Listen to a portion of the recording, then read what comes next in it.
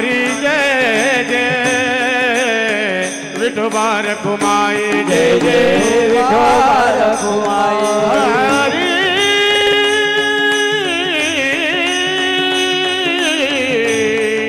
विठोबा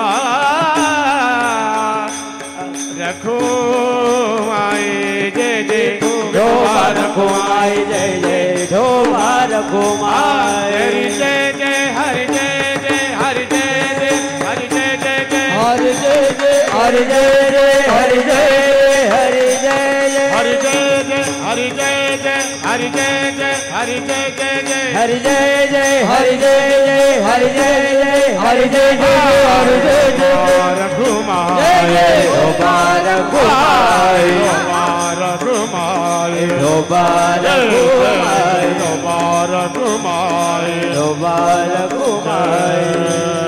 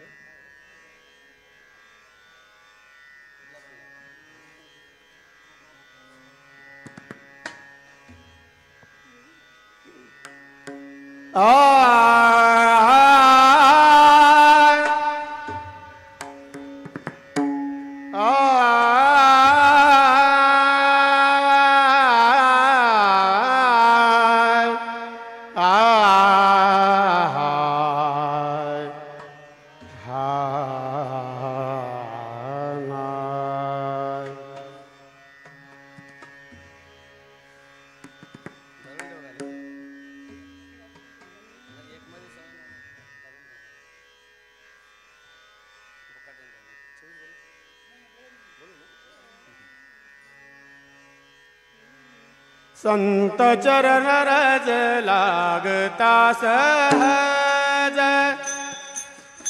संत चरण रज लागता सहज चरण रज लागता सहज संत चरण रज लागता सहज संत चरण रज लागता सहज संत चरण रज लागता सहज संत चरण रज लागता सहज संत चरण रज लागता सहज वासनेचे बीज जळोनी जाय वासनेचे बीज जळोनी जाय मग राम नामे उपजे आवडी मग राम नामे उपजे आवडी वासनेचे बीज जळोनी जाये वासनेचे बीज जलोनी जाये मग राम नामी उपजे आवडी मग राम नामी उपजे संत चरण रज लागता सहज संत चरण रज लागता सहज संत चरण रज लागता सहज संत चरण रज लागता सहज वासनेचे बीज जळोनी जाय वासनेचे बीज जळोनी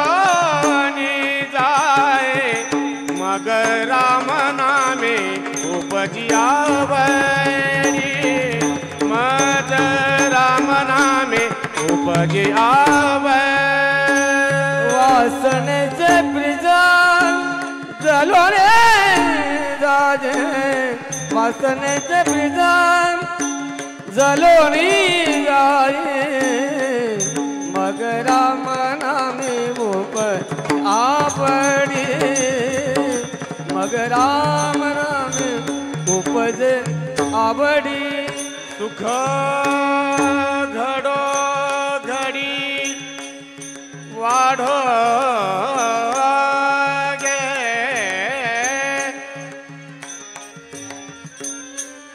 वाढला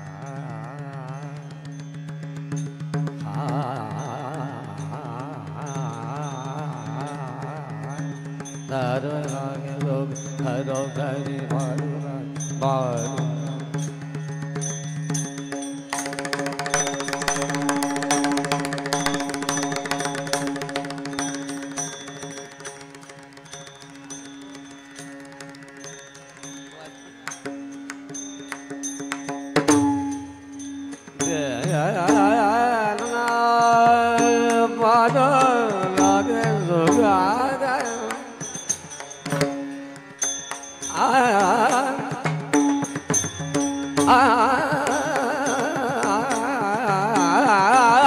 सुख गणो गणी वाढू लागे वाढू लागे वाढू लागे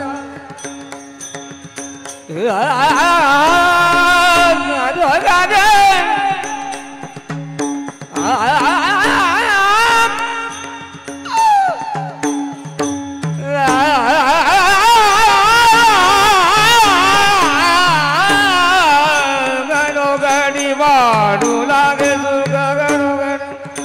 दुःख घडोघरी वाढे दुःख घडोघरी वाढलाय मग राम नामे उपजिया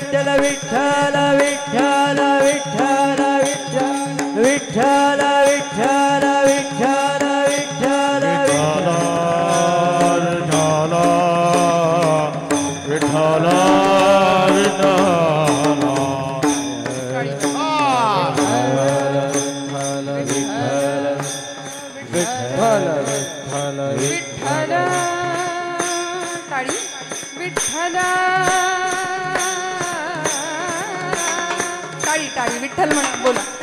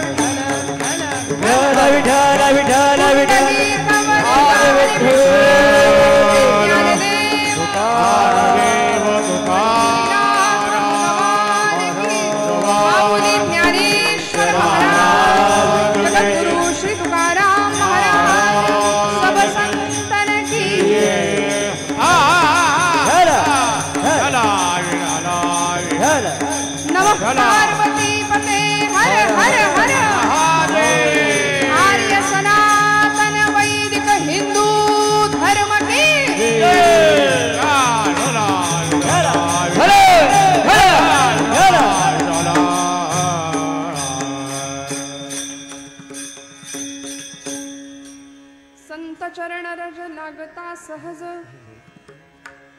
वासनेचे बीज जळून जाय मग राम नामी उपजे आवडी सुख घडो घडी वाढो लागे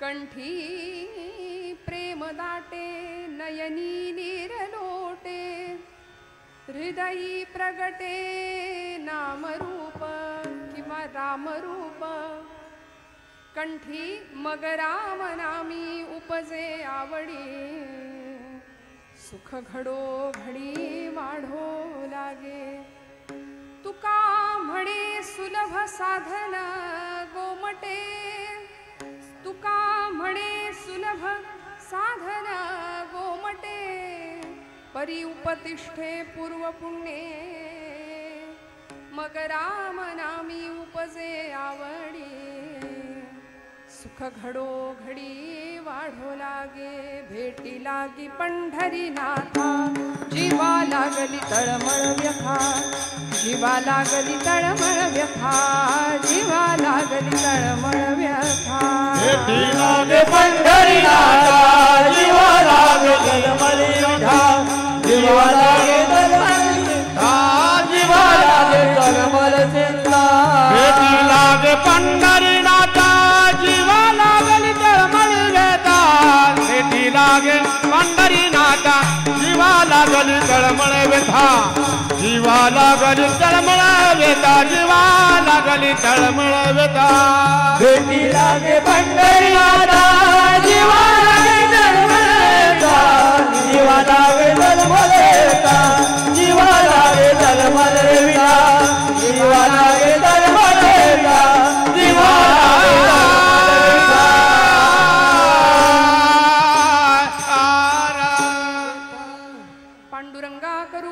नमन दुसरे चरण संतांची त्यांच्या कृपादाने कथेचा विस्तारू बाबाजी सद्गुरु दास तुका ओम नमो ज्ञानेश्वरा करुणा करा दयाळा तुमचा अनुग्रह लाधलो पावन झालो चराचरी मस्तक हे पायावरी या वारकरी संतांच्या ब्रह्मानंदं परमसुखदं केवलं ज्ञानमूर्तिं द्वन्द्वातीतं गगनसदृशं तत्त्वमस्यादिलक्ष्यम् एकं नित्यं विमलमचलं सर्वधी साक्षिभूतं भावातीतं त्रिगुणरहितं सद्गुरुं तं नमामि रंगा येई वो ये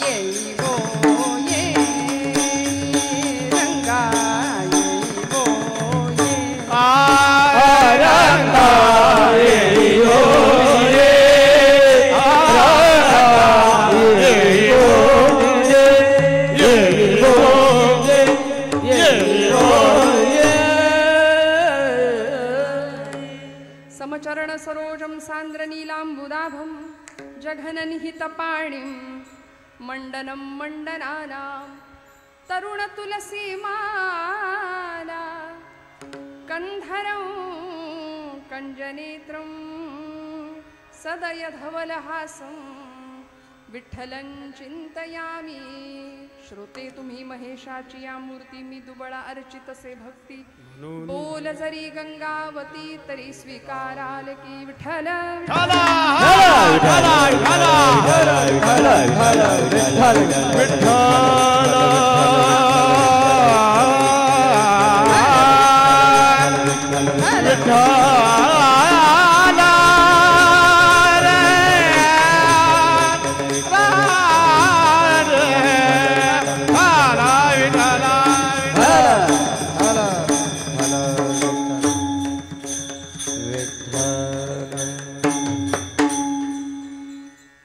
परमेश्वर स्वरूप उपस्थित सर्व श्रोतृवृंदांच्या चरणारविंदी अत्यंत विनम्रता भावाने वंदन करते.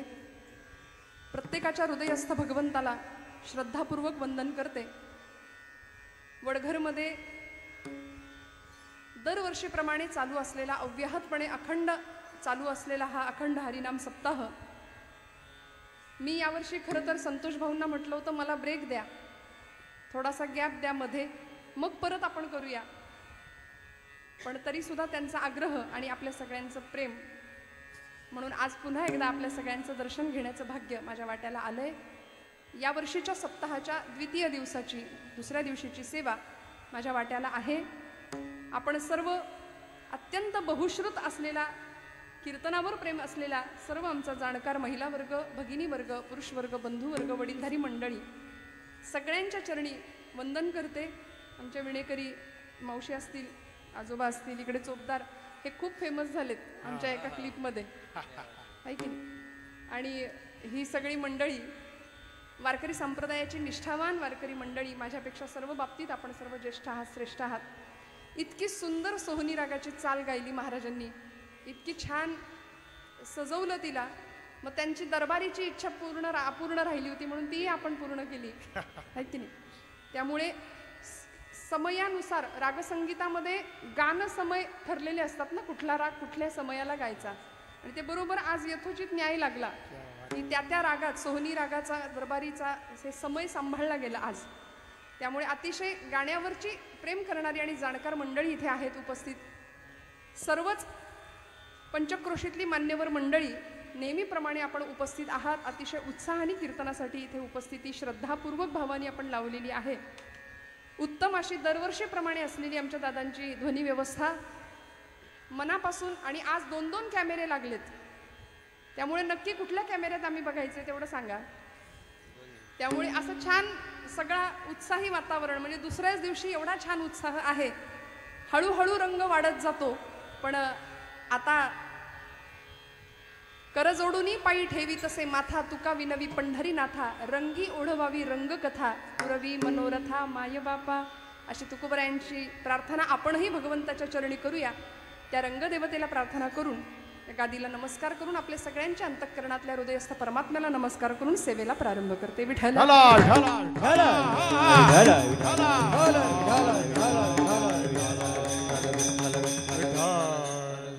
जगद्गुरु संत श्रेष्ठ श्री तुकोबारायांचा सर्व परिचित आणि सर्वांना पाठांतरात असलेला, अतिशय सुंदर, काही लोकांच्या मते क्षेपक असलेला हा अभंग तरी सुद्धा संप्रदायामध्ये निरूपणाकरता घेण्याचा दंडक आणि अतिशय आवडीने हा अभंग निरूपणाकरता घेणारी मंडळी आहेत. सगळ्यांच्या परिचित, आवडीचा आणि माहितीतला अभंग आहे. द्वितीय दिवसाची सेवा असल्यामुळे संत महात्म्य सांगावं म्हणून संतश्रेष्ठ जगद्गुरूंनी संतांच्या सहवासाचं, त्यांच्या चरणाजवळ गेल्यानंतर नेमकं होतं काय आणि संत सहवास किती पुण्याईनी लाभतो हे या अभंगात सांगितलंय. विठ्ठल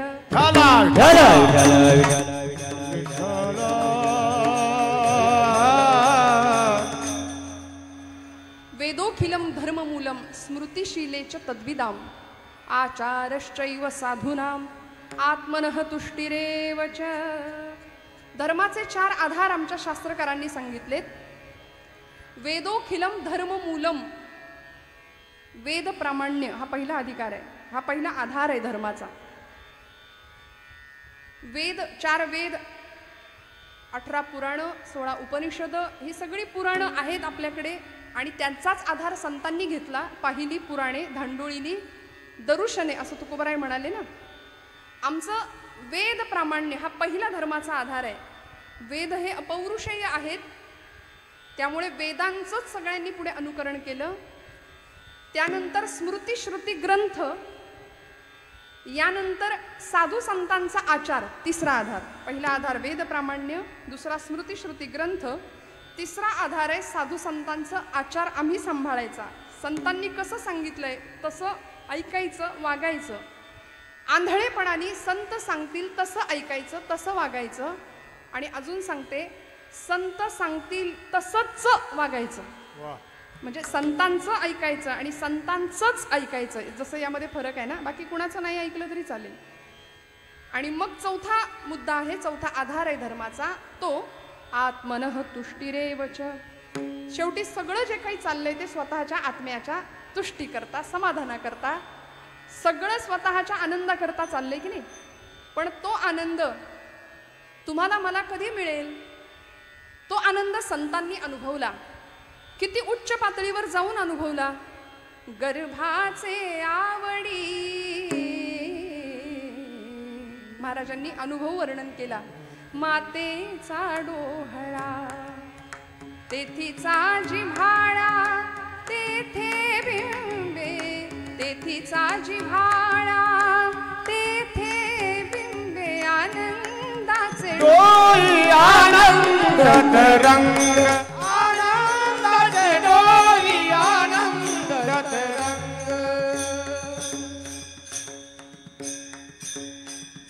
मी आता दहिबाते महाराजांचा माईक काढून घेईन हं मला. विठ्ठल विठ्ठल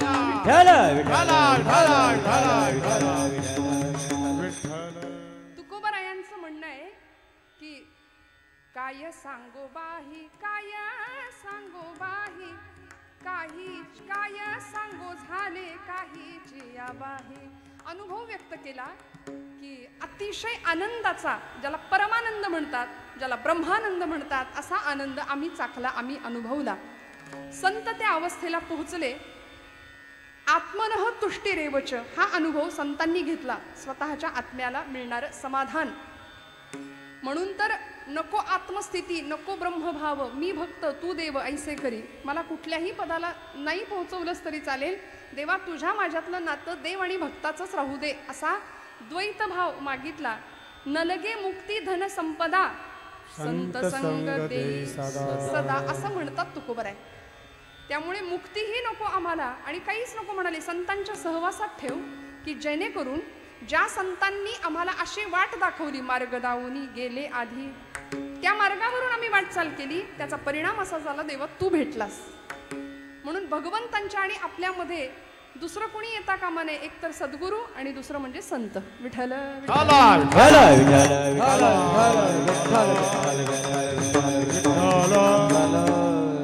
म्हणून जगद्गुरु संत श्रेष्ठ तुकोबाराय स्वतः सद्गुरूंची कृपा संपादन करतात. माघ शुद्ध दशमी पाहुनी गुरुवार केला अंगीकार तुका म्हणे, मंत्र दिला रामकृष्ण हरी. बाबाजी चैतन्ये सांगितले नाम, मंत्र दिला रामकृष्ण हरी.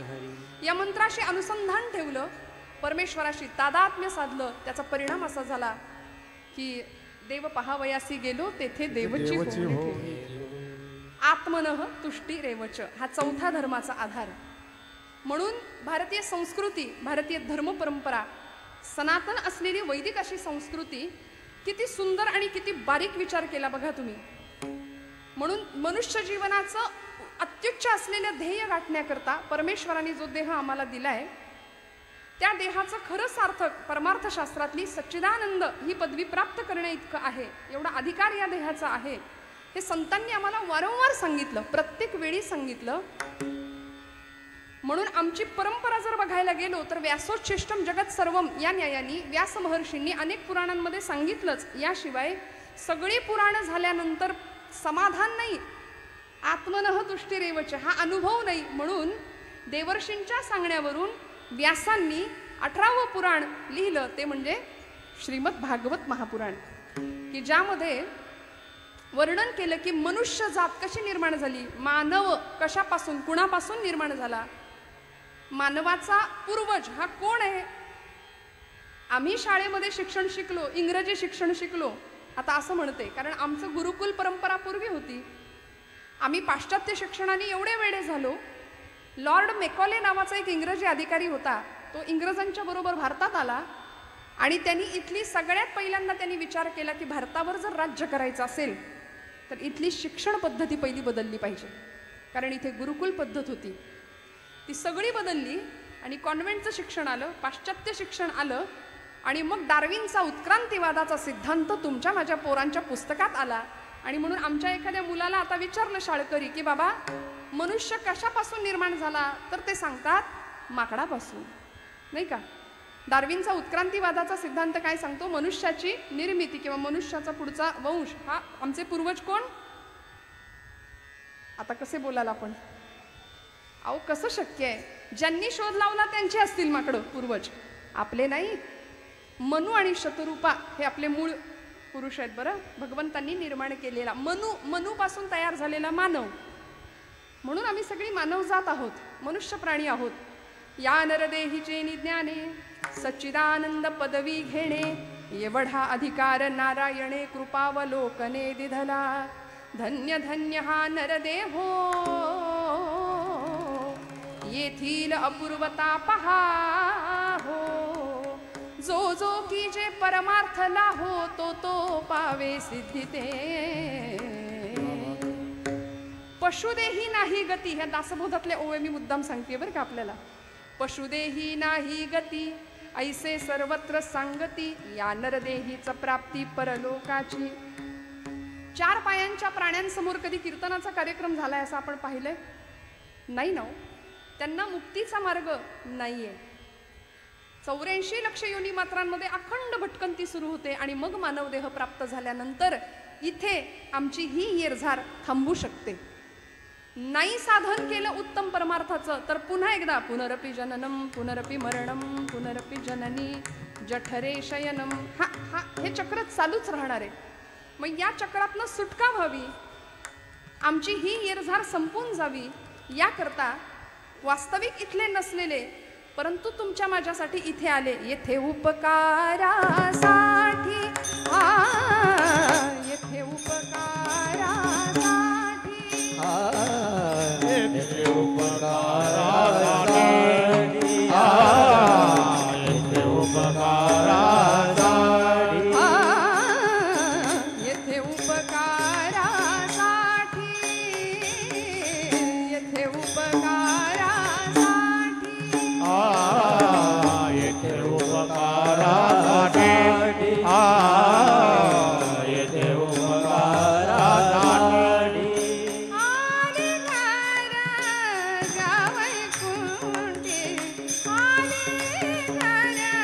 जावैकुंठी, येथे उपकारासाठी,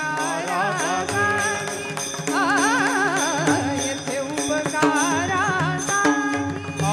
आले घर जावैकुंठे, आले घर जावैकुंठे, येथे उपकारासाठी,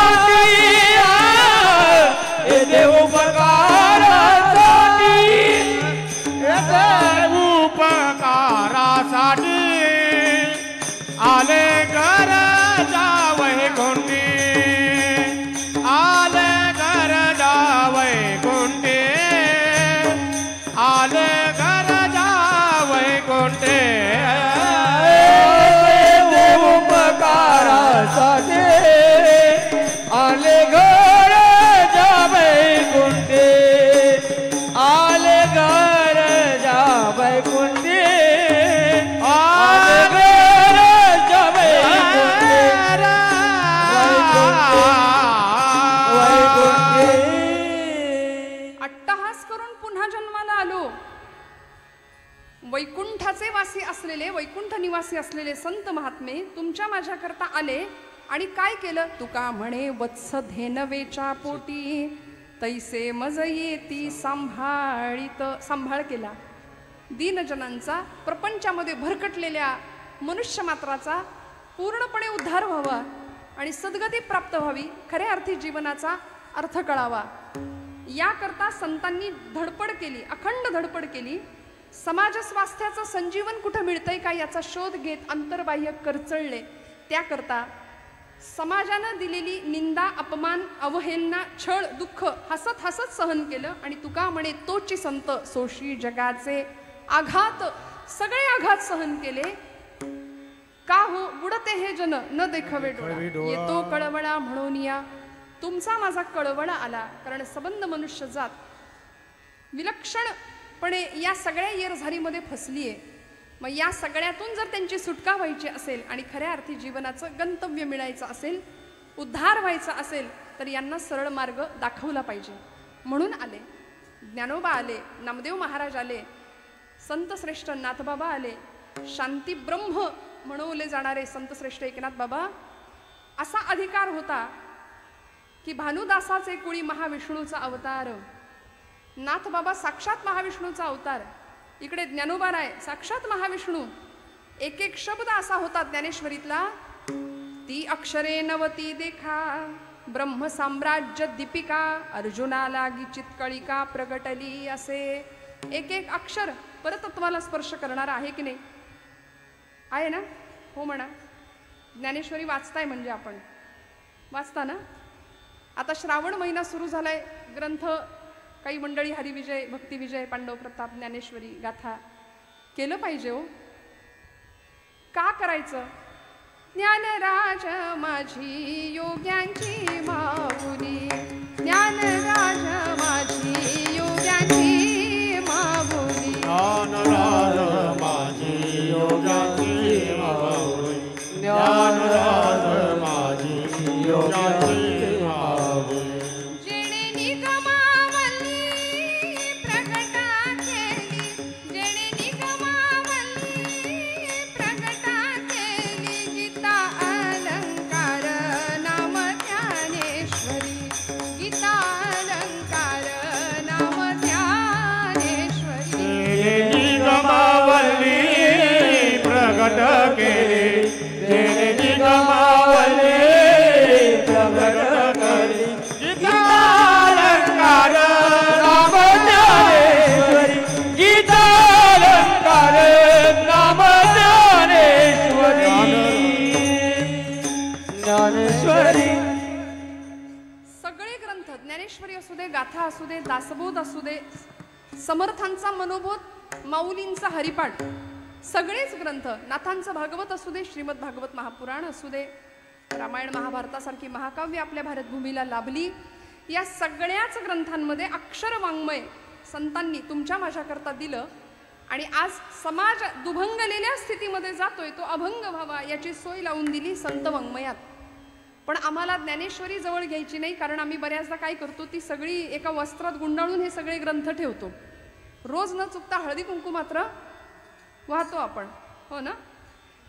अजिबात परमेश्वराच्या सानिध्यात राहावं असं जर वाटत असेल ना तर नका करू खटपट पहा माझा ग्रंथ नीट तेणे सापडेल वाट सायुज्यतेची माझी काया आणि वाणी गेली म्हणाल अंतःकरणी परी मी आहे जगज्जीवनी निरंतर. माऊलींची ज्ञानेश्वरी म्हणजे साक्षात ज्ञानोबा आहेत. समर्थांचा दासबोध म्हणजे साक्षात समर्थच आहे. तुकोबांची गाथा जी आमचा माथा सुधरवते साक्षात तुकोबा आहेत. आम्हाला ज्ञानेश्वरी कळत नाही याचं कारण असं आहे आईची भाषा लेकराला कळत नाही असं कधीच होत नाही. अडचण अशी आहे की आम्ही लेकरू व्हायला तयार नाही. आम्ही तेवढ्या निष्कलंक आणि निष्पाप मनाने संतांच्या वाङ्मयाकडे जात नाही. किती आम्ही ग्रंथांचा आदर करतो. मला असं नेहमी वाटतं, मी नेहमी बोलते की आमच्या सगळ्या जीवनातल्या प्रश्नांची उत्तरं जर कुठे मिळतील तर ती संत वाङ्मयात मिळतील, संतांच्या ग्रंथात मिळतील. म्हणून अक्षरांची पूजा करावी, अक्षरांची सेवा करावी. एकेका अक्षरात वसे माझा रमाकांत म्हटले तुकोबाराय. एकेका अक्षरात परतत्व आहे, परब्रह्म आहे. बरं तुमचं माझं काव्य सकाळी पेपरमध्ये छापून आलं तर संध्याकाळी ते भेळवाल्याकडे जातं पुडी बांधायला.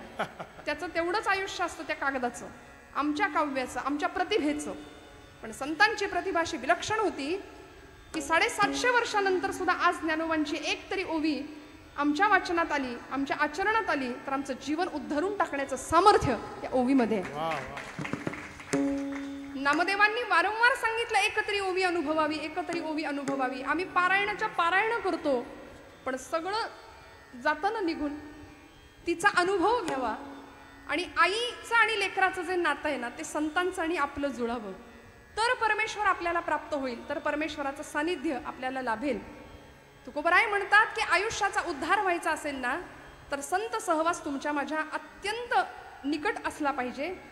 आणि एकदा का संतांचा सहवास आम्हाला लाभला, संतांच्या चरणाची आसक्ती आम्हाला जडली, परिणाम काय होतो अभंगाचं प्रथम चरण. संत चरण रज लागता सहज संत चरण रज लागता सहज संत चरण रज लागता सहज संत चरण रज लागता सहज संत चरण लागता सहज संत चरण लागता सहज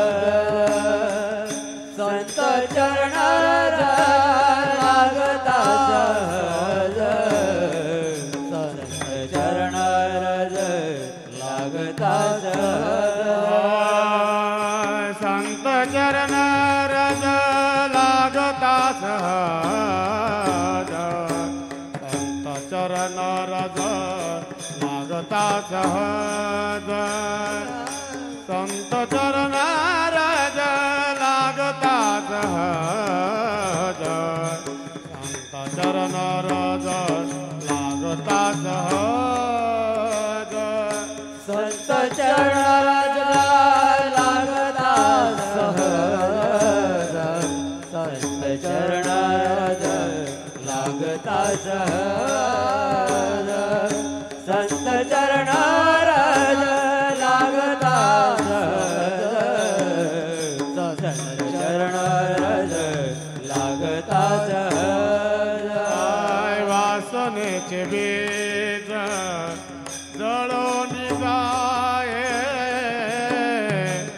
वासनेचे बीज जळून जाये वासनेचे बीज जळून जाये वासनेचे बीज जळून जाये वासनेचे बीज जळून जाये वासनेचे बीज जळून जाये मग राम नामे उपजियावरे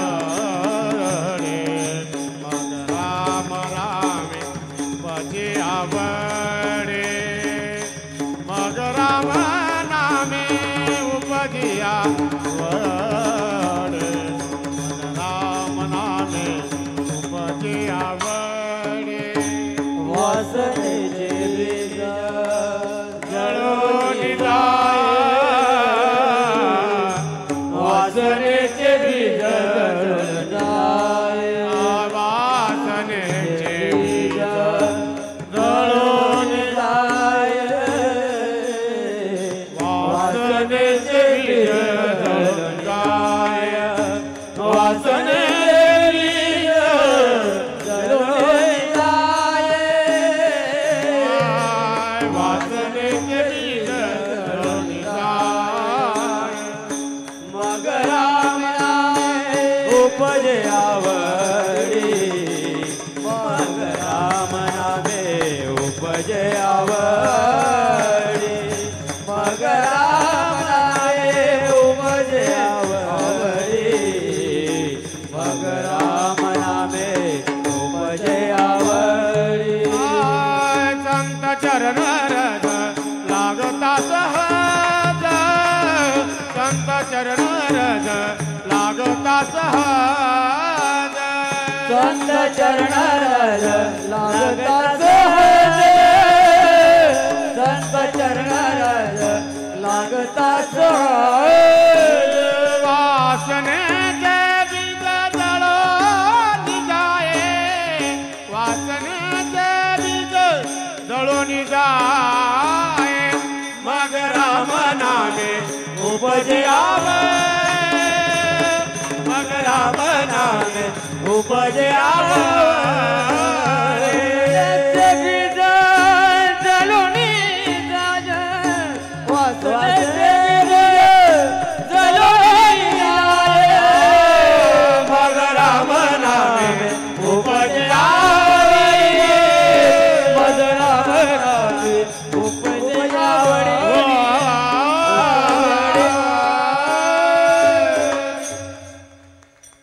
वाजवा वाजवा काटकसर करताय का छान होती की नाही चाल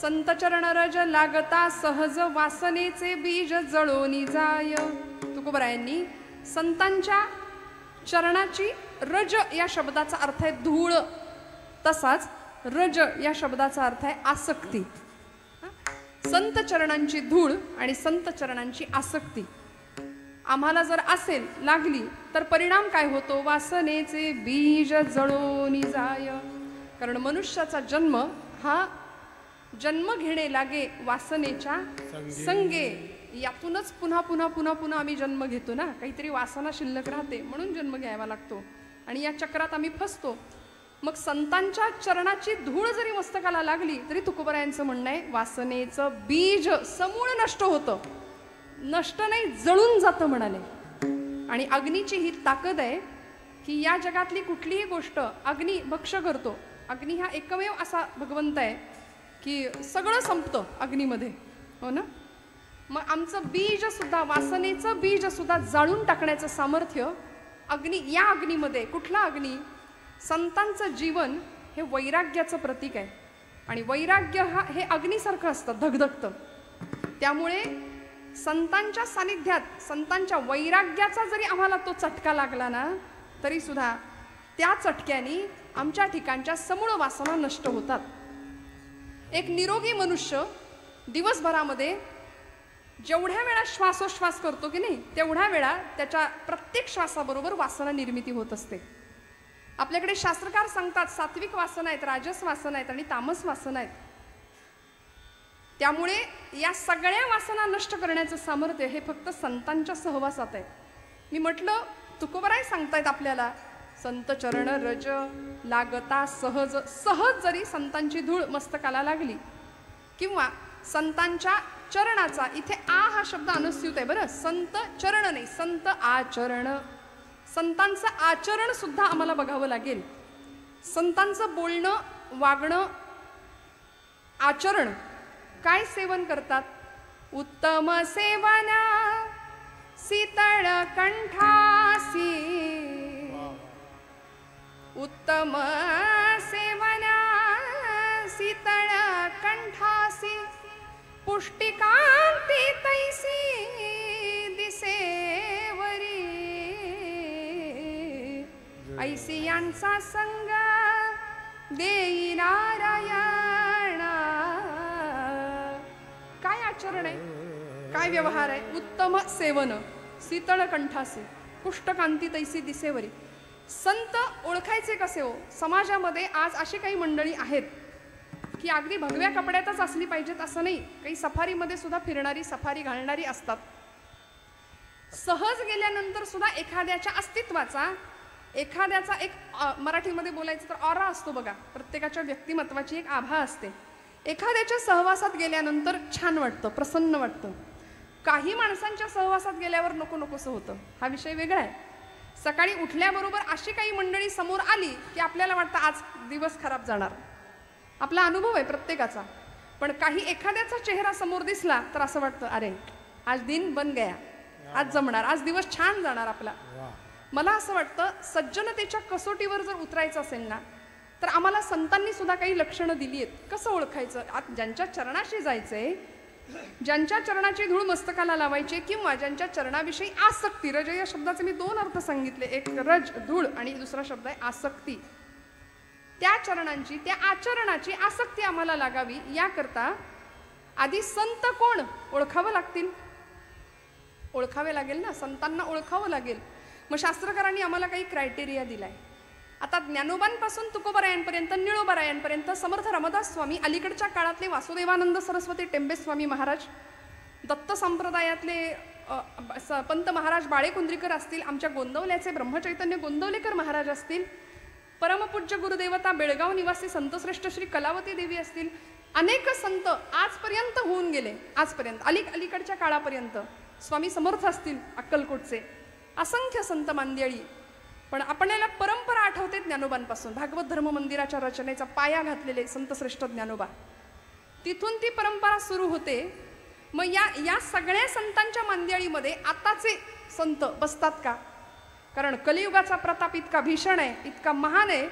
माझं नाही, तुकोबरायांचंच म्हणणं आहे. ऐसे संत झाले कली, ऐसे संत झाले कली, ऐसे संत झाले कली, हो ऐसे संत झाले कली, ऐसे संत झाले कली, ऐसे संत झाले कली, ऐसे संत झाले कली, ऐसे संत झाले कली. हाती तमाखूची नळी, हाती तमाखूची नळी, हाती तमाखूची नळी, हाती तमाखूची नळी, ऐसे संत झाले कोळी, ऐसे संत झाले कोळी, ऐसे संत झाले कोळी, ऐसे संत झाले कोळी. भांग भुरका हे साधन, गाथेतले शब्द आहेत महाराजांचे. पचनी पडे मद्यपान, ऐसे संत झाले कली. आता या चाली बघा, ते कसं त्यांचं चालूच आहे की नाही. या चाली आल्या की हात थांबत नाही, आपल्या माना डोलायच्या राहत नाहीत. कारण ही चाल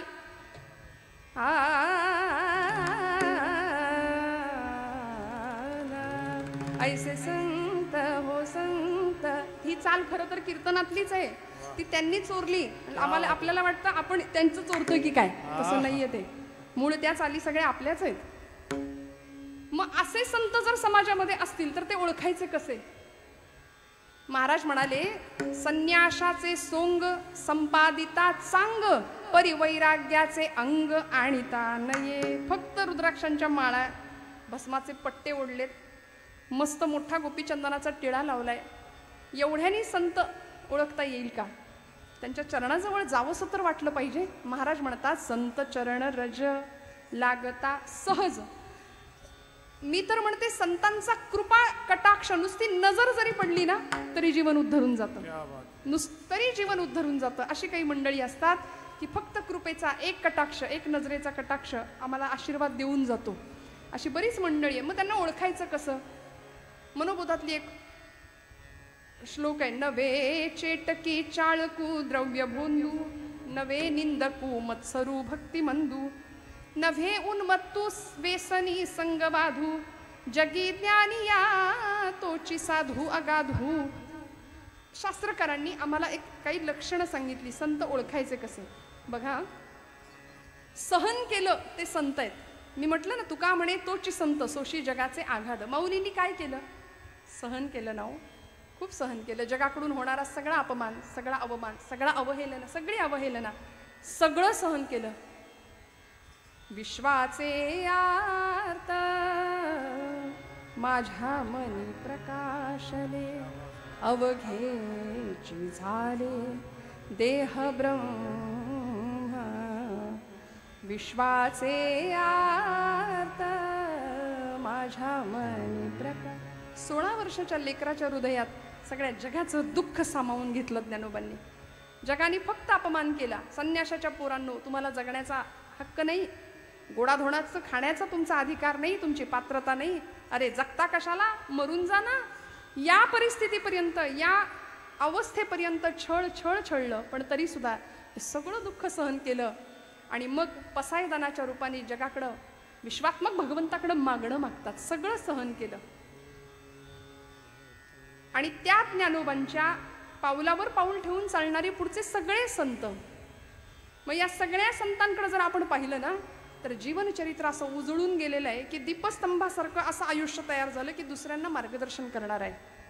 दुसऱ्यांना मार्गदर्शक अशी संतांची चरित्र ठरली.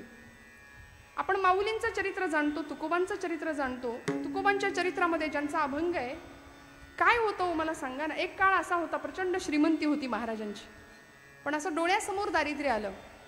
महाराज म्हणतात, बरे झाले देवा निघाले दिवाळे, बरी या दुष्काळे पीडा केली. जे आहे ते स्वीकारलं, तक्रार नाही केली. तक्रार तुम्ही आम्ही करतो. संत वृत्ती कशी ओळखायची हो? किती सुंदर मार्गदर्शन केलं बघा ना तुम्ही. आपण आपल्या जीवनाकडून खूप तक्रारी करतो. कीर्तनाकडून सुद्धा आपल्या खूप अपेक्षा असतात. कीर्तनकाराकडून सुद्धा खूप हसवलं की आपल्याला वाटतं कालचं कीर्तन छान होतं. भरपूर हसायला मिळालं की आपला समज असतो कीर्तन जमलं, छान होतं कीर्तन. कारण शास्त्र, वेदांत, तत्वज्ञान, धर्माविषयी काही बोलायला गेलं तर आपल्याला असं वाटतं याचा आणि आपला काही संबंधच नाही. लोकांना असं वाटतं हे असं म्हणणं म्हणजे सध्याच्या काळामध्ये ICU मध्ये असलेला पेशंट, माझा आणि डॉक्टरचा काही संबंध नाही असं म्हणण्यासारखं आहे. विठ्ठल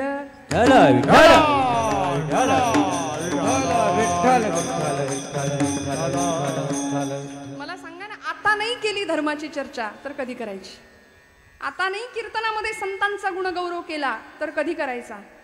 फक्त 2 तास मनोरंजन आणि टाइमपास असेल तर आयुष्याचा विनोद व्हायला वेळ नाही लागणार. तिकडं बांगलादेश पेटलाय, ती वेळ आपल्यावर यायला वेळ नाही लागणार. आपलं कसं असतं, कुणाच्या घेण्यात नाही, कुणाच्या देण्यात नाही. आम्ही बाबा कुणाच्या घेण्यात नसतो, देण्यात नसतो. आम्ही आमचं आयुष्य, आमचं 2-3 टाइमचं गिळायला मिळालं आम्हाला, आमचा प्रपंच, आमची पोरं बाळं मस्त आमचं. आणि हे आम्ही 4 चौघात मोठेपणा मिरवून बोलतो. आम्ही कोणाच्या घेण्यात नसतो, देण्यात नसतो. तिकडे जगाला समाजाचं वाटोळं का होईना हे आम्ही अभिमानानं सांगतो. आणि ही मोठी दुर्दैवाची बाब आहे. आम्ही कुणाच्या घेण्यात नाही, देण्यात नाही असं म्हणणं हे सगळ्यात मूर्खपणाचं लक्षण आहे.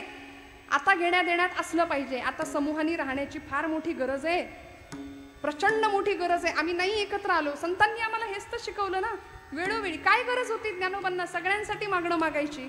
स्वतःपुरतं मागता आलं असतं. संजीवन तत्वाचा स्पर्श स्वतःच्या जीवनाला करून घेतला माऊलींनी, स्वतःचाच उद्धार करता आला असता. पण जे खळांची व्यंकटी सांडो, दुष्टांचा सुद्धा दुष्टपणा जाऊ दे असं दिव्य मागणं का मागितलं असेल? तुकोबरायांच्या आयुष्यामध्ये प्रचंड प्रतिकूलता होती प्रपंचाची, पण तरी सुद्धा परमेश्वराचं भजन केलं आणि जगाला उत्तम असा मुक्तीचा मार्ग महाराजांनी सुद्धा आम्हाला दाखवून दिला. आमचं असं होतं की आम्हाला इतरांसाठी काही करायची इच्छा होत नाही. आम्ही आमच्याच आयुष्याकडून एवढ्या तक्रारी करतो मला कधी कधी असं वाटतं आपण जर खूप तक्रारी करायला गेलो ना, आमची तरुण मंडळी त्यामध्ये जास्त अव्वल असतात. जुनी माणसं तरी तडजोड करत जगली बरं का. इथे असलेल्या माता भगिनी, आमच्या मावश्या काकी असतील, सगळ्या आज्या असतील, इकडे असलेली बुजुर्ग मंडळी, आपण तडजोड केली आयुष्यामध्ये. आताची तरुण पिढीत ज्याला आपण ॲडजस्टमेंट म्हणतो मराठीत, ती करायला तयार नाही आहे, कुठल्याच बाबतीत करायला तयार नाही.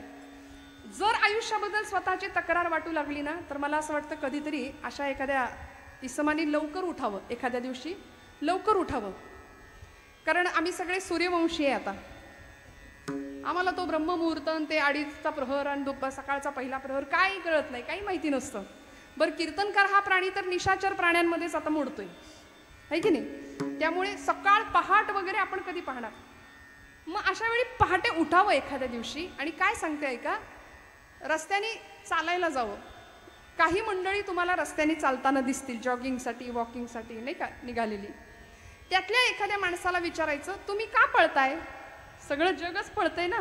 खरं तर आम्ही सुद्धा पळतोच आहोत, पण आमच्या तक्रारी जर कमी व्हायच्या असतील ना, तर त्या एका माणसाला, पळणाऱ्या माणसाला विचारावं, तुम्ही का पळताय, तुम्ही जॉगिंग का करताय?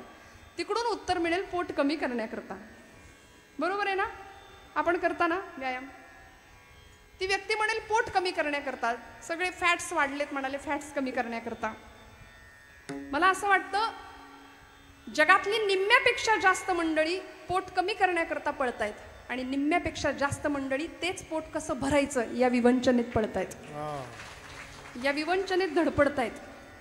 जगातली निम्म्यापेक्षा जास्त मंडळी अति खाल्ल्यानं मरतायत आणि निम्म्यापेक्षा जास्त मंडळी खायलाच मिळत नाही म्हणून मरतायत कुपोषित होऊन.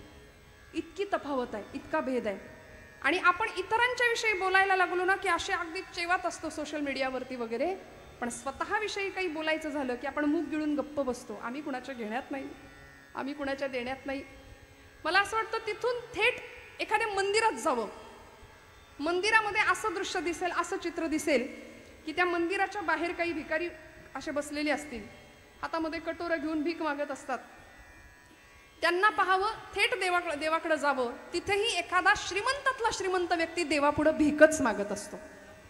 आम्ही मागतोच ना, कायम पदरच पसरत असतो.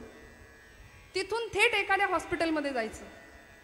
त्या हॉस्पिटलच्या समोरच्या त्या जागेमध्ये, पॅसेजमध्ये काही मंडळी त्यामध्ये श्रीमंत असतात, गरीब असतात, त्यांचे नातेवाईक तिकडे ICU मध्ये असतात, वॉर्डमध्ये असतात, दुःखी असतात, सगळे विमनस्क आणि खिन्न चेहऱ्याने बसलेले असतात. एखाद्या अपंगाकडे बघायचं आणि मग आपल्याला कळेल की परमेश्वराने आपल्याला किती दिलंय. मग तक्रार नाही उरणार जीवनाची, अजिबात नाही तक्रार उरणार.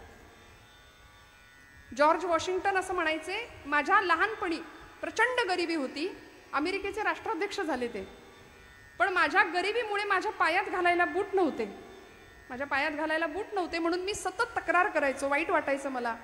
पण ज्या दिवशी माझ्या पायात घालायला बूट नाहीत हे दुःख माझं कमी झालं, ज्या दिवशी मी पायच नसलेला माणूस पाहिला.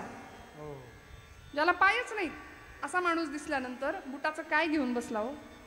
किती अव्यंग दिलंय. का तक्रारी आम्ही करतो? म्हणून संतांच्या चरणाशी जायचं. कारण संतांनी प्रतिकूलतेला सुद्धा अनुकूल परमार्थाकडे लावलं. आणि ब्रह्मचैतन्य आपले गोंदवल्याचे महाराज म्हणतात, प्रपंच जितका प्रतिकूल असतो ना तितका तुमचा परमार्थ अनुकूल व्हायला मदत होते. विठ्ठल विठ्ठल विठ्ठल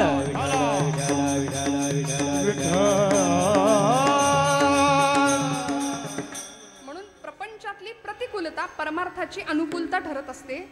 कारण वेदना भगवंताकडे जास्त लवकर नेते, वेदना आम्हाला भगवंतापर्यंत नेते. म्हणून संतांच्या चरणाजवळ जायचं. आमच्या ठिकाणच्या वासना समूळ नष्ट होतात. इच्छा, आसक्ती, विकार हे सगळं नष्ट करण्याचं सामर्थ्य फक्त संतांच्या सहवासात आहे. मी सांगत होते संतांना ओळखायचं कसं. शास्त्रकार म्हणाले, गर्वन्नो द्वहते न निंदती परान्नो भाषते निष्ठुरम उक्तं केनचिदः प्रियञ्च सहते क्रोधञ्च नालम्बते श्रुत्वा काव्यमलक्षणं परकृतं संतिष्ठते मूकवत् दोषाच्छादयते स्वयं न कुरुते एतत् सतां लक्षणं विठ्ठल विठ्ठल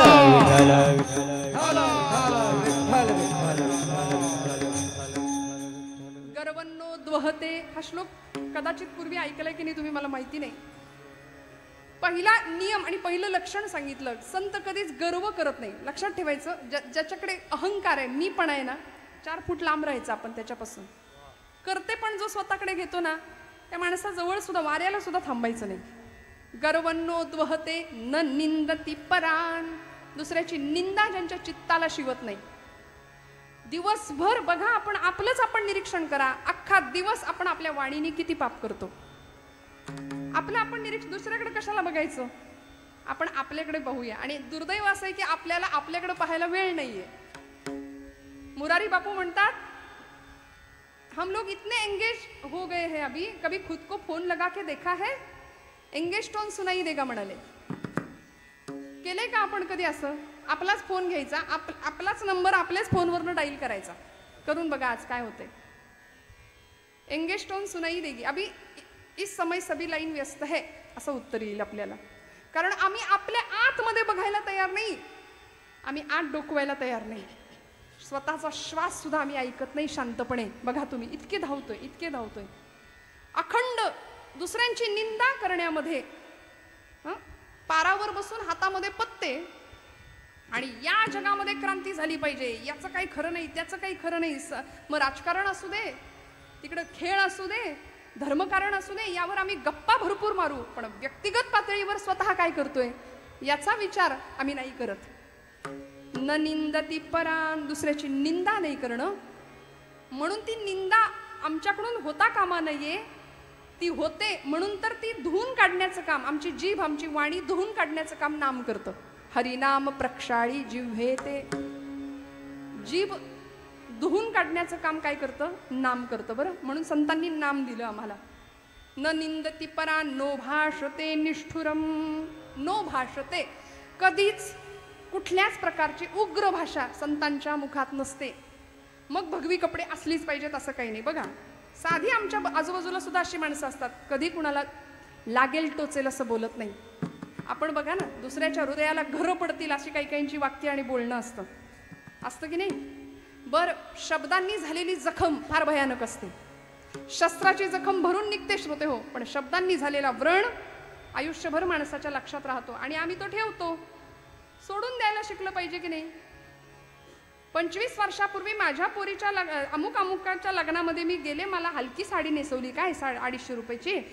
आता माझ्या पोराच्या लग्नात मी बघते तिचं कसं. आता हे आम्ही करतो की नाही? खरं सांगा महिला वर्ग, आहे की नाही?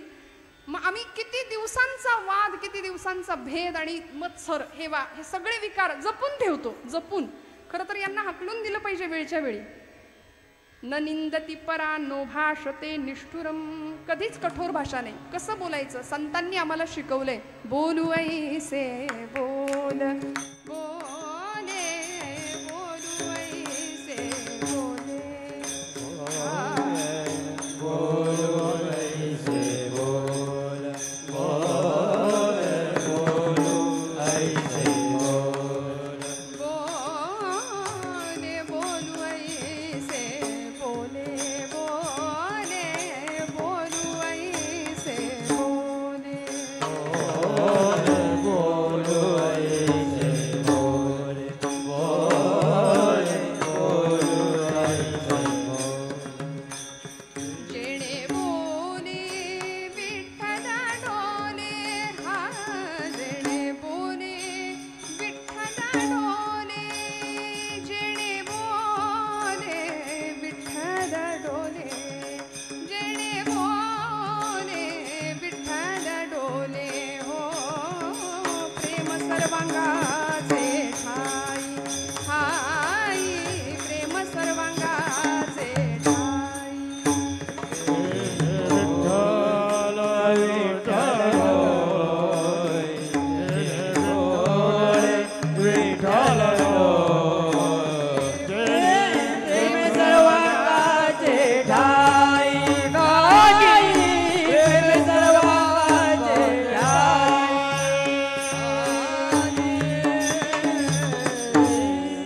कसं बोलायचं? आमच्या बोलण्यामुळे दुसऱ्याच्या हृदयातला विठ्ठल डोलला पाहिजे.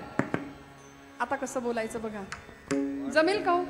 दुसऱ्याच्या हृदयातला विठ्ठल डोलला पाहिजे असं आमचं बोलणं जमेल का आम्हाला? संध्याकाळ झाली, इकडून यायला उशीर झाला, इथं केल्याची किंमत नाही, खाल्ल्याची किंमत नाही, गिळा.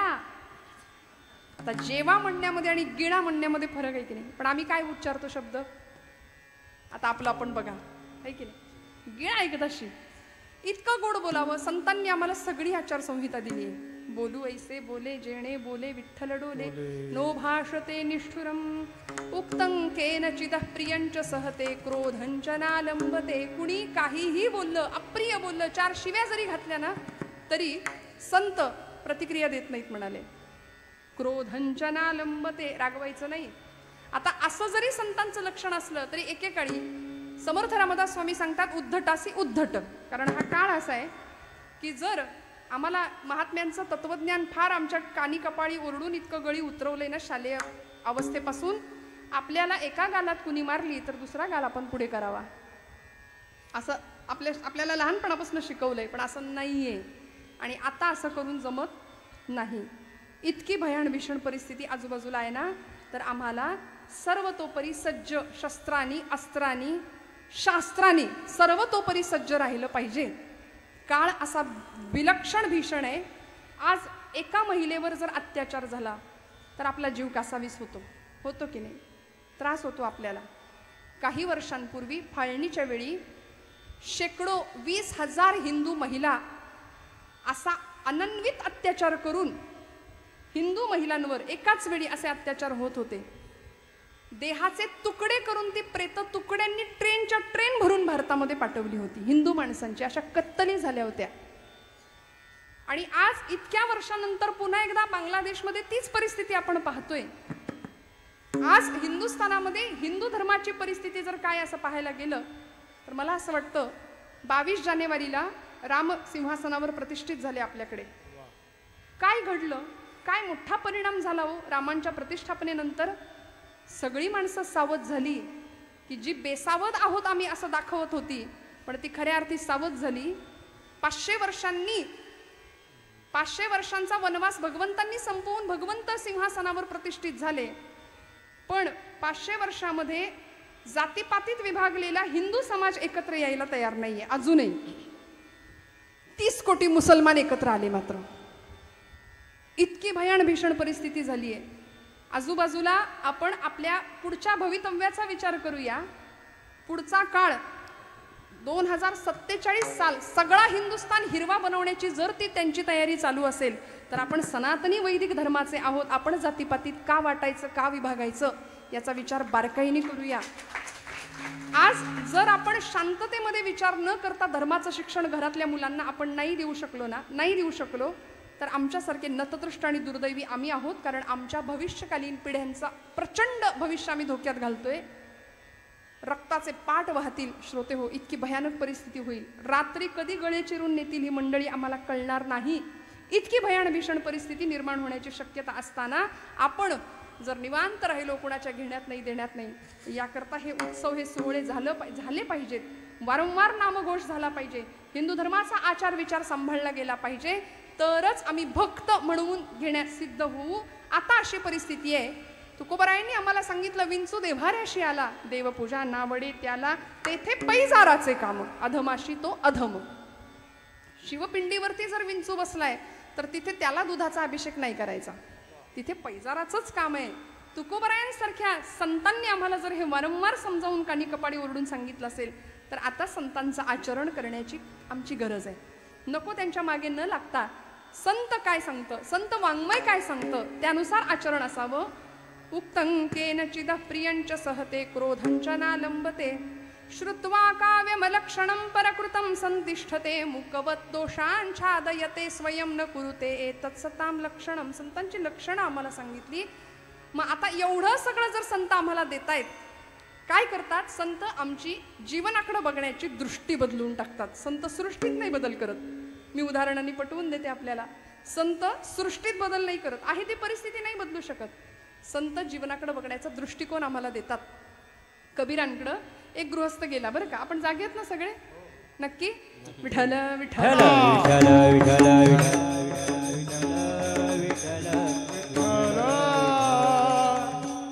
कबीर महाराजांकडे एक प्रपंच करणारा एक गृहस्थ गेला आणि महाराजांना म्हणाला, महाराज वैतागलो म्हणाले प्रपंचाला. आपण कसे वैतागलेलो असतो, कायम कपाळावर आठे असतात की नाही आपल्या?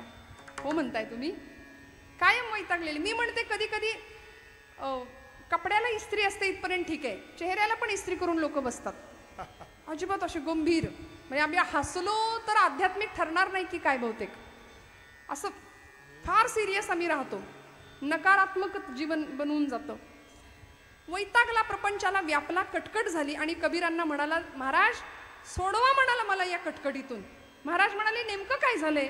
म्हणाले, सासूबाई घरी येऊन बसल्यात. सासू घरी आली, महिना झालं जायचं नाव घेत नाही, नुसती बडबड बडबड, दिवसभर वैताग आणलाय म्हणे, काय करू? कबीर महाराज म्हणाले, सांगेन ते करशील? हो, तुम्ही सांगा तर खरं. महाराज म्हणाले, तुझ्या सासरी अजून कोण कोण असतं? तो म्हणाला, आहेत ना सगळे, सासरे आहेत, मेवणा आहे, मेवणी आहे. मेवण्याला आपल्याकडे साला म्हणतात हिंदीमध्ये नाही का, तर तो आहे, मेवणी आहे, सगळे आहेत म्हणाले. मग त्या सगळ्यांना घेऊन ये म्हणाले. कबीर महाराजांनी त्याला उपाय सांगितला, सासऱ्यांना घेऊन ये, मेवणा मेवणीला घेऊन ये. तो गेला आणि त्या सगळ्यांना आणलं आपल्या घरी.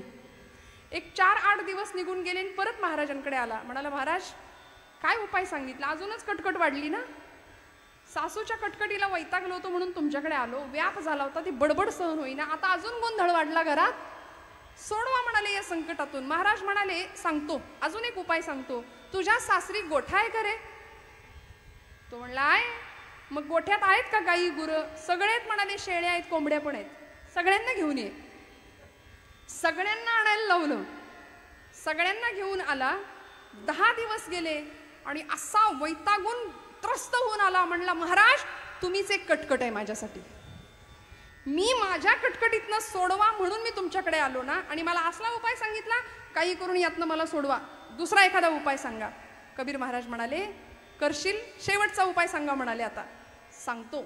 आता हे सगळ्यांना तू घेऊन आलायस ना, त्या सगळ्यांना परत सासरी तुझ्या सोडून ये म्हणाले. सासूबाई फक्त घरी राहू देत, सगळ्यांना सोडून ये. झालं. मेवणा मेवणी, सासरा आणि गोठ्यातली जी काही जनावरं आणली होती सगळ्यांना सोडून आला. 10 दिवस शांत घरामध्ये. 10व्या दिवशी महाराजांकडे आला. चेहरा प्रसन्न आहे. म्हणाला, महाराज एकदम आनंदात आहे, एकदम सुखात आहे. महाराज म्हणाले, का? सासू आहे ना म्हणे घरी. मग आता नाही, ती कटकट परवडली, पण नंतरची वाढलेली कटकट परवडली नाही. मला सांगायचंय, संत आमच्या सृष्टीत नाही, आमच्या दृष्टीत बदल करतात. विठ्ठल विठ्ठल विठ्ठल विठ्ठल.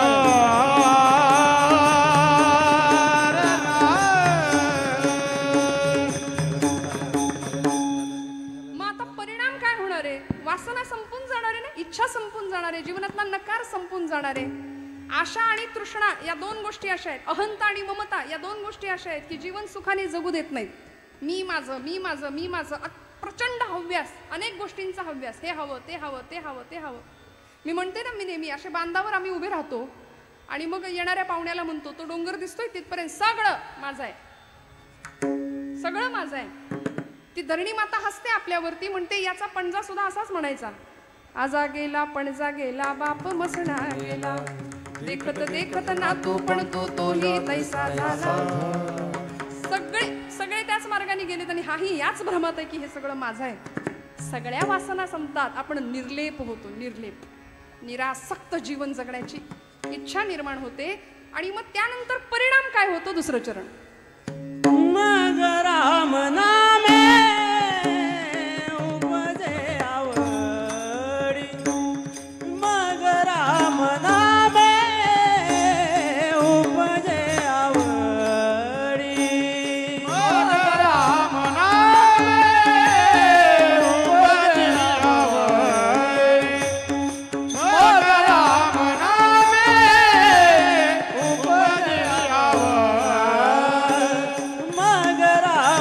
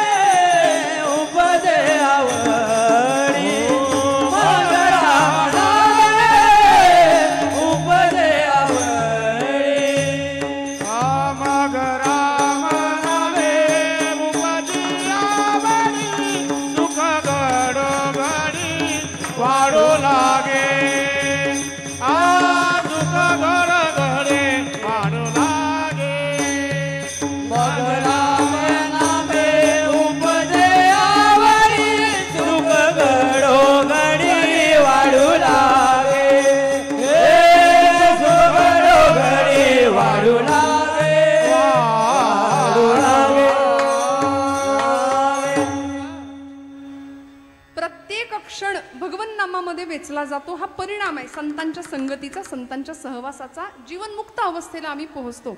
सत्संगत्वे निस्संगत्वम, निस्संगत्वे निर्मोहित्वम, निर्मोहित्वे निश्चलत्वम, निश्चलत्वे जीवनमुक्ती. काय अवस्था प्राप्त होते हो?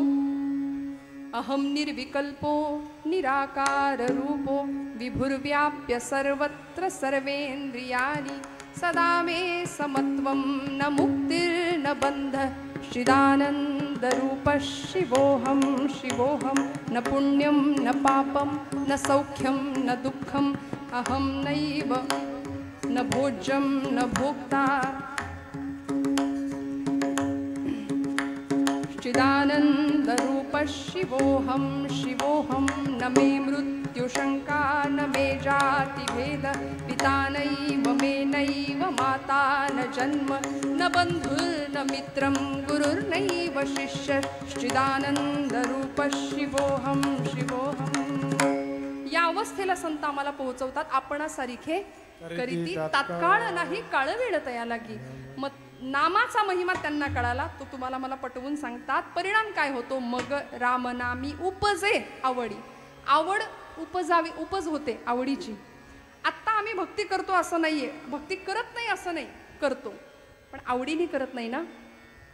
भगवंताच्या नामाबद्दल आमच्या अंतःकरणामध्ये आवड उपजली पाहिजे आणि ती संतांच्या सहवासाने होते. आवडीने भावे हरिनाम घेसी परिणाम तुझी चिंता त्यासी सर्व आहे नाथ बाबा म्हणाले ना आम्हाला हरिपटात त्यांच्या.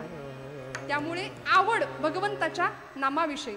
मग ते नाम एकदा अंगात असं मुरलं ना की परिणाम काय होतो? परेहुनी परते घर तेथे राहून निरंतर. वैखरी वाणीचे 4 प्रकार आहेत, परापश्यती, मध्यमा आणि वैखरी. वैखरीने घेतलेलं नाम, मग ते विठ्ठलाचं असू दे, ते रामाचं असू दे, आपली उपास्य देवता कुठलीही असू दे, ते नाम झिरपत झिरपत झिरपत झिरपत जातं परावाणीपर्यंत. जसं झाडाच्या आपण खोडाजवळ पाणी घालतो तर ते पाणी झिरपत झिरपत मुळापर्यंत जातं आणि मग शाखा विस्तार होतो, मग फुलाफळांचा विस्तार होतो. तसं परावाणीने घेतलेलं नाम भगवंताला इतकं आवडतं की नामदेव महाराज म्हणतात, सर्व सत्ता आली हाता नामयाचा खेचर दाता. भगवंत आपली सत्ता भक्ताच्या स्वाधीन करतो. जनाबाईंनी इतकं नाम घेतलं की ते जातं सुद्धा नाम घ्यायला लागलं. सुंदर माझं जात ग बाई राम नाम गात ग, सुंदर माझं जात ग बाई राम नाम गात ग, सुंदर माझं जात ग बाई राम नाम, सुंदर माझं जात ग बाई राम नाम गात. महिला वर्ग आवडतात ना आपल्याला ओव्या. आपण नेहमी ये रे बा विठ्ठला आपण नेहमी ओवी म्हणतो ना, आज थोडी वेगळी म्हणूया. माझ्या बरोबर म्हणा. जीव शिव दोन कुंडे, जीव शिव दोन कुंड, ज्या जात्याला असती ग, सुंदर माझं जात ग बाई राम नाम गात ग, सुंदर माझं जात ग. सासू सासरे नणंद बाई, सासू सासरे नणंद बाई, जाच फार करती ग, दळुनी दळुनी पीठ बाई, सासू पुढे ठेवीन ग, सुंदर माझं जात ग बाई राम नाम, सुंदर माझं जात ग बाई राम नाम गात ग. संचित दळण दळिता दळिता, कुठलं दळण दळलं हो जनाबाईंनी?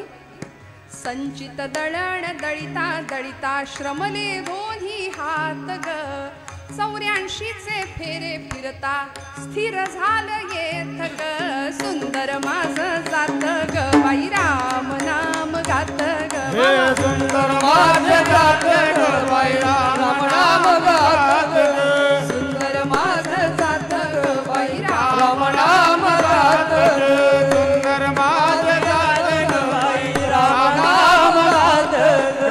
जनी म्हणे जनार्दना, जनी म्हणे जनार्दना, सोसेना हा जाच रे, धाव पाव गरुड ध्वजा लावी मला हात रे, सुंदर माझं जात ग राम नाम गात ग, सुंदर माझं जात ग बाई राम नाम गात ग,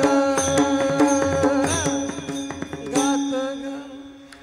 विठोबा रखुमाई विठोबा रखुमाई विठोबा रखुमाई विठोबा रखुमाई विठोबा विठोबा रखुमाई विठोबा रखुमाई विठोबा रखुमाई विठोबा रखुमाई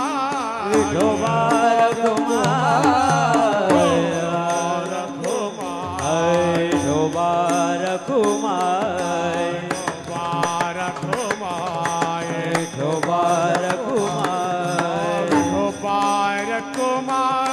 विठोबा रखुमाई विठोबा रखुमाई विठोबा रखुमाई विठोबा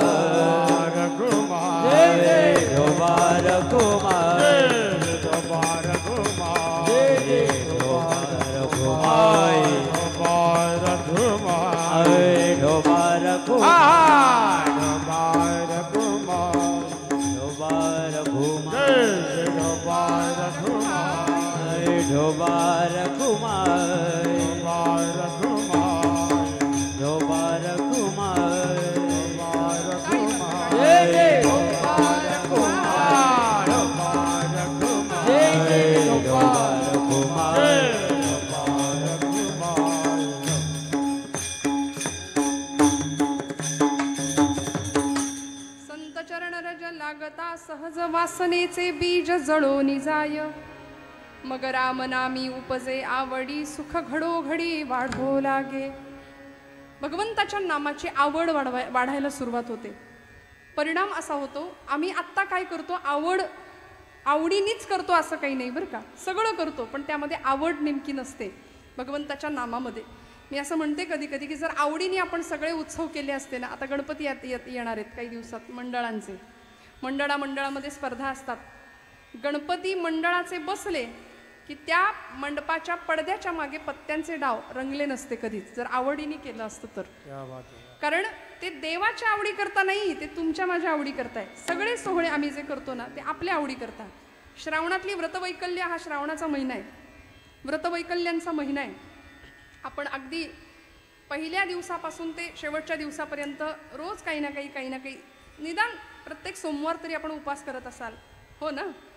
पण आपल्याकडे उपास म्हटलं की संध्याकाळी साबुदाणा भिजत घालणे, दुसऱ्या दिवशी सगळी तयारी करणे, भगर करणे, शेंगदाण्याची आमटी करणे, खजूर आणणे, बदाम काजू आणणे, वेफर्स चिप्स तळणे,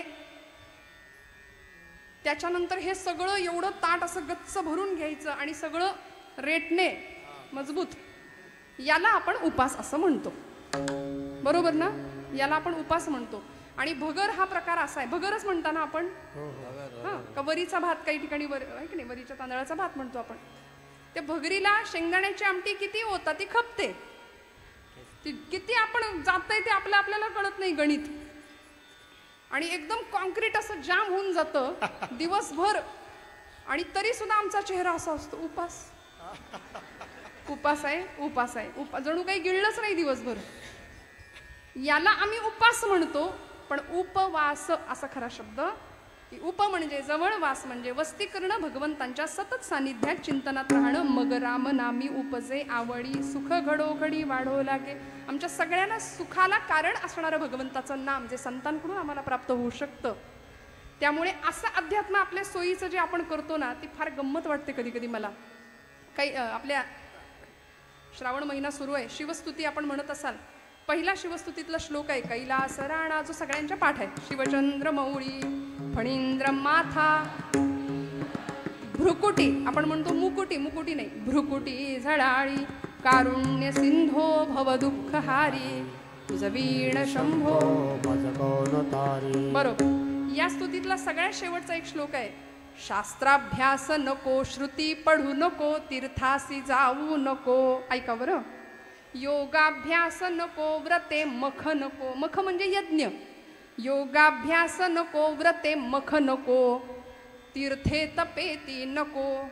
काळाचे भय मानसी धरू नको, दुष्टासी शंकू नको. ज्याची या स्मरणे पतित तरती, तो शंभू सोडू नको. विठ्ठल विठ्ठल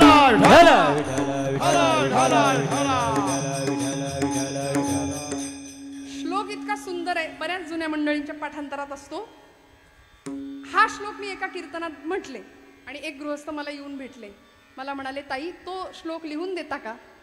म्हटलं कुठला? ते म्हणे तो नाही का तो. म्हटलं कुठला? अरे मी बरेच श्लोक गायले ना, मी त्यातला कुठला नेमका लिहून पाहिजे? म्हणाले तो श्लोक ज्याच्यामध्ये हे करू नको, ते करू नको, ते करू नको, हे करू नको असं सांगितलंय ना, तो श्लोक लिहून द्या म्हणाले. सगळं मान्य. शास्त्राभ्यास नको, श्रुती पढू नको, तीर्थासी जाऊ. योगाभ्यास नको, व्रते मख नको, तीर्थे तपेती नको. म्हणा ना नको. काळाचे भय मानसी धरू नको, दुष्टासी शंकू नको. ज्याची या स्मरणे पतित तरती, तो शंभू सोडू नको.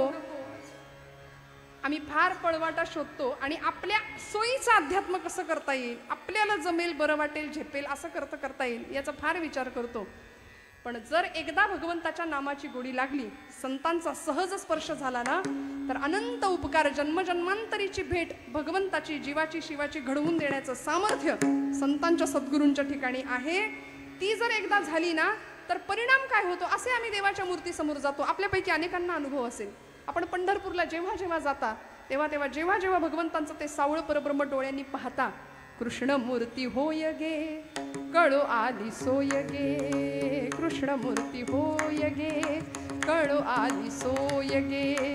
प्राणाचाही प्राणू पाहता, प्राणाचाही प्राणू पाहता, सुख सांगू काय गे. तुळशी हार गळा गे, कस्तुरीचा टिळा गे.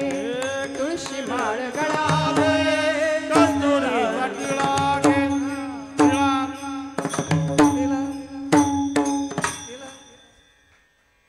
पितांबराची कास गे, कसा भगवंत आहे, कशली सावकाश गे.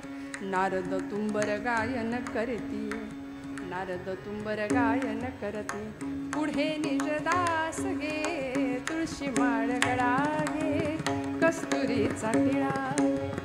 इतकं साजरं गोजरं भगवंतांचं रूप पाहिल्यानंतर जो निष्ठावंत भक्त आहे ना, जो जातीवंत भक्त आहे ना, त्याच्या डोळ्यातनं अश्रुधारा येतात.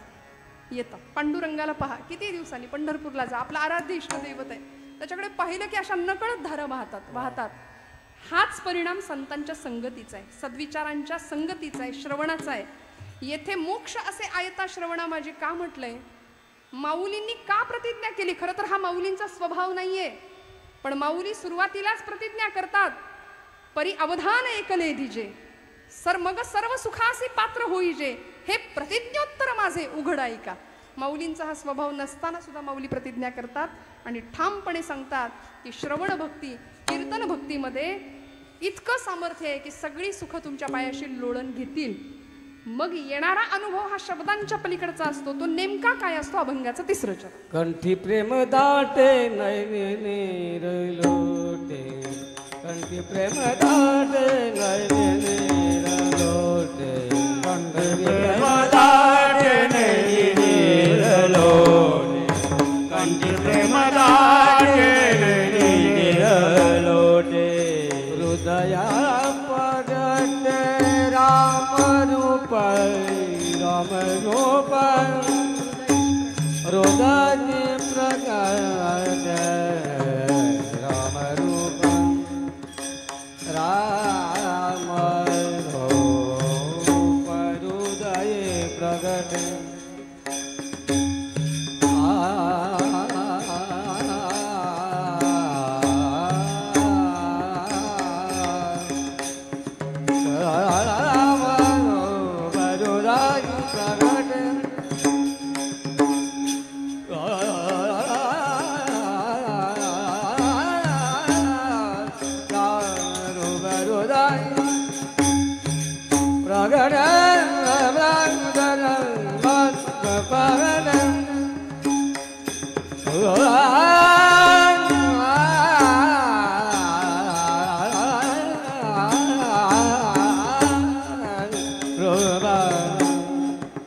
हृदय प्रगट राम रूप हृदय प्रगट राम राम राय मग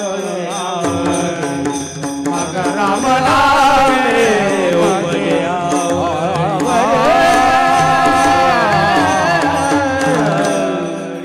कंठी प्रेम दाटे नयनी नीर लोटे हृदयी प्रगटे नाम रूप किंवा रामरूप साक्षात भगवंत हृदयात येऊन विराजमान होतो नव्हे. भक्त तर भक्त देवासाठी रडतोच पण देव सुद्धा रडतो.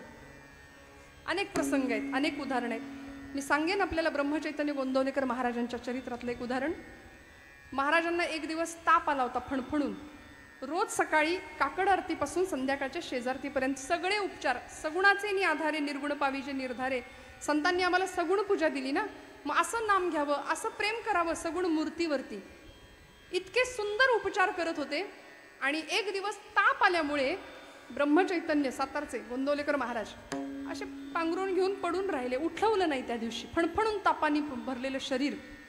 त्यांचे निकटवर्तीय होते. चरित्रामध्ये त्यांचं नाव आहे भाऊसाहेब केतकर. म्हणाले महाराज काळजी करू नका, आजची काकड आरतीपर्यंत सगळं मी करतो. म्हणाले रामाला स्नान मी घालतो. थोरला राम आणि धाकटा राम अशा गोंदवल्यात दोन मंदिर आहेत रामांची. ते थोरल्या रामाची पूजा करत होते आणि छान स्नान घातलं भगवंतांना. आरती झाली, काकड आरती केली आणि आता दुपारच्या भोजन प्रसादासाठी नैवेद्य समर्पण करण्याकरता भाऊसाहेब केतकर आले. रामासमोर मंडल केलं, ताट ठेवलं, पाणी फिरवून म्हणाले प्रभू करा सुरुवात आता, स्वीकारा नैवेद्यम समर्पयामी. पाहिलं रामांच्या डोळ्यातनं असं पाणी येत होतं. बरं का, हे चरित्रात आहे, मी माझ्या पदरचं नाही सांगत. मूर्तीतून पाणी येत होतं. त्यांना असं वाटलं मी आज स्नान घातलंय, तसा मी वेंधळाच आहे, माझ्याकडून काहीतरी आपण नाही का हो करत. आपण कशी करतो पूजा सांगा बरं, कशी करतो. एकदाच ते वस्त्र ओढायचं. सगळे देव स्विमिंग टँकमध्ये आल्यासारखे गंगाळात एकत्र येतात की नाही आपले. भांडी घासल्यासारखं कसं तरी पूजा करू. मी सगळ्यांना नाही म्हणत आहे, आपण सगळे छान करत असाल, पण बरीचशी मंडळी अशा पद्धतीची पूजा भगवंत स्वीकारत नाही. बरं भावानी हवी ना. रामरायांच्या डोळ्यातनं पाणी आलेलं भाऊसाहेबांनी पाहिलं. त्यांनी असं रेशमी वस्त्र घेतलं, टिपलं पाणी, थोडा वेळ गेला, पुन्हा दिसतंय डोळ्यात पाणी. पुन्हा असं वाटलं माझ्याकडून काहीतरी चूक राहिली असेल, पुन्हा पाणी पुसलं. 3 वेळा, चौथ्यांदा हेच घडलं तेव्हा काळीच पिळवटून निघालं. काळजामध्ये चरकन वेदना उमटली आणि म्हणाले प्रभू काहीतरी विलक्षण आहे, देव रडतोय. सगुण मूर्तीच्या डोळ्यातनं पाणी. पाषाणातलं चैतन्य जाग करण्याचं सामर्थ्य संतांकडे होतं. नामदेवांनी केलं ना, वयाच्या 5व्या वर्षी देवाला घातलं जेवायला. आला देव, जेवावं लावलं त्याला जेवायला. आता इथे भाऊसाहेब केतकर धावत गेले आणि महाराजांना म्हणाले महाराज महाराज. म्हणाले राम रडत आहेत, चला लवकर, प्रभू रडत आहेत.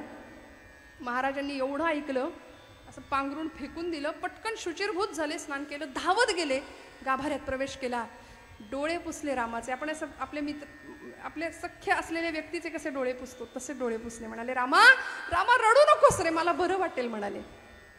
हे चरित्रातलं अगदी अलीकडचे संत आहेत. माझ्या ज्ञानोबांसाठी पांडुरंग किती रडला असेल, माझ्या तुकोबांकरता पांडुरंग परमात्मा किती रडला असेल. ज्या भक्तांनी भगवंताला समर्पण करून टाकलं होतं त्या भक्तांची अवस्था होती. कंठी प्रेम दाटे नयनी नीर लोटे हृदयी प्रगटे नाम रूप हृदयामध्ये भगवंत स्वतः विराजमान झाला. बरं, हे झालं संतांच्या बाबतीमध्ये. आज या महाराष्ट्र भूमीला असा एक षटकर्ता राजा लाभला की ज्याला एक नाही 2 सद्गुरू मिळाले, 2 संतांचा सहवास मिळाला.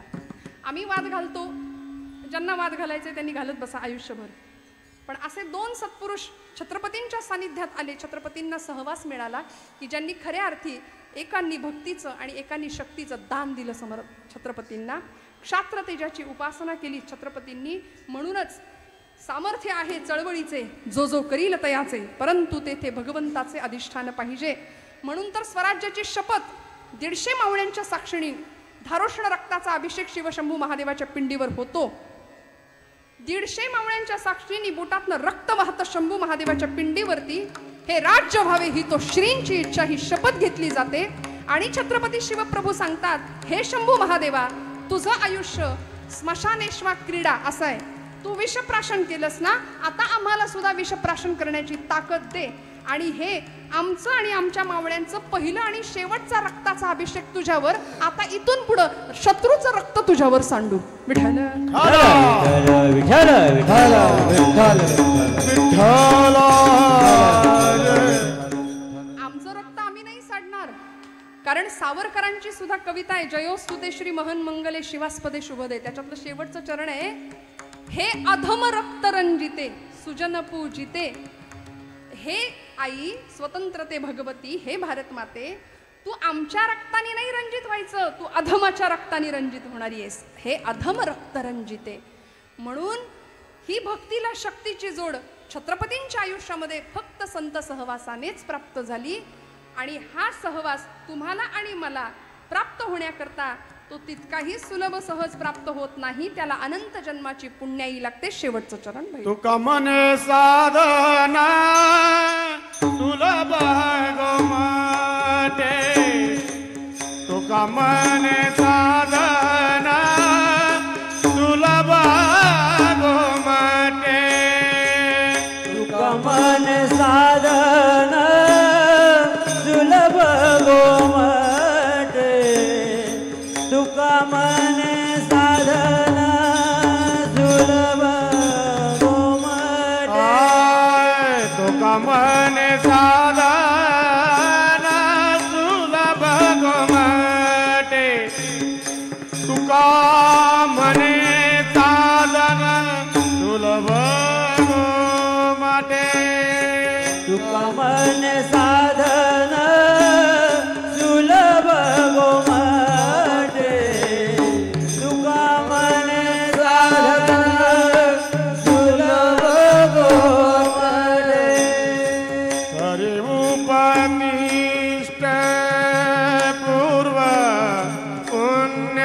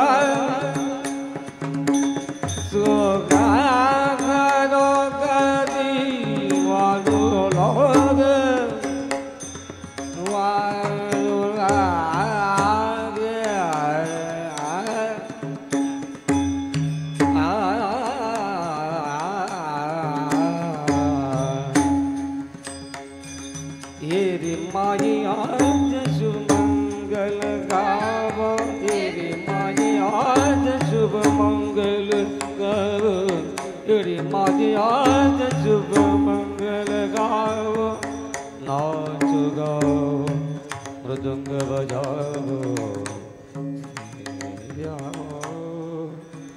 रे जावो बंदीवा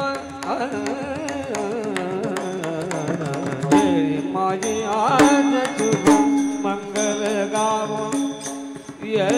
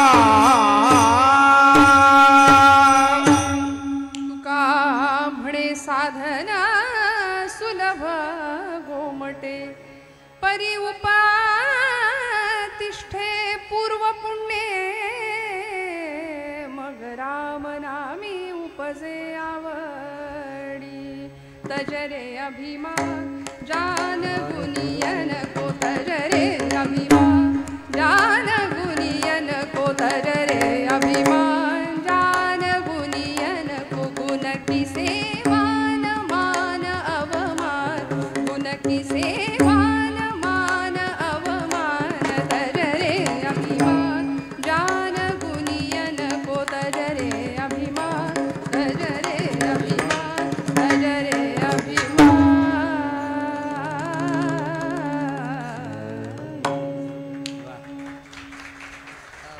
तुका म्हणे सुलभ साधन गोमटे परी उपतिष्ठे पूर्व पुण्ये. संतांचा सहवास, संतांचा संग, संतांचं सहज दर्शन, जया दर्शने स्पर्शने पुण्य जोडे. सज्जन माणसाचा सहवास लाभणं हे भाग्यात असावं लागतं. आपण भाग्यवान असू तर आपली पावलं कीर्तनाकडे वळतील, नाहीतर अनेकांची पावलं अनेक दिशेने वळतात. पण कीर्तनाकडे वळण्याकरता, सत्संगतीकडे वळण्याकरता पूर्व पुण्याई असावी लागते. अनंत जन्मोनी पुण्य होय माऊली म्हणतात. अनंत जन्माची पुण्याई पाठीशी असेल तर सत्संगती लाभू शकते. अशी पुण्याई तुम्हाला मला लाभावी ही तुकोबरायांची अपेक्षा आहे.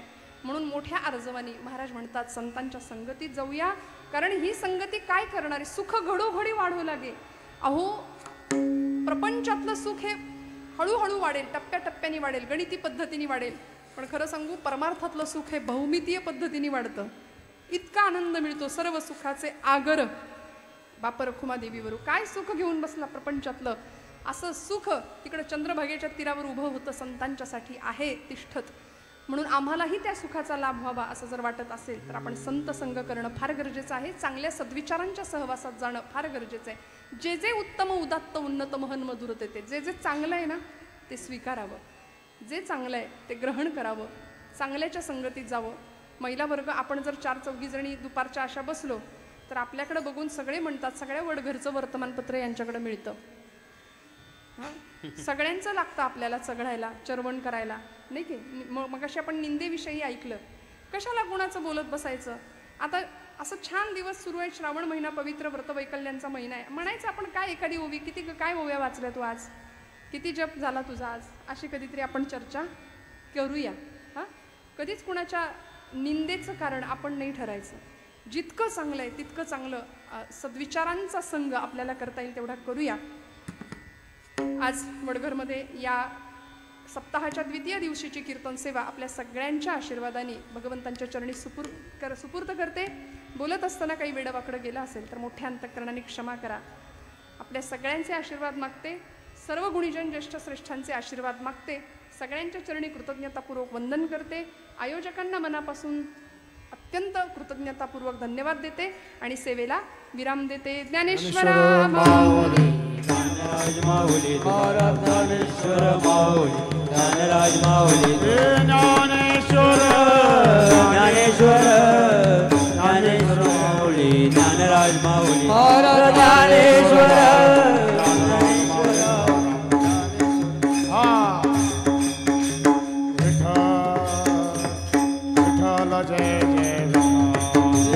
विठ्ठल जय जय जय विठ्ठल.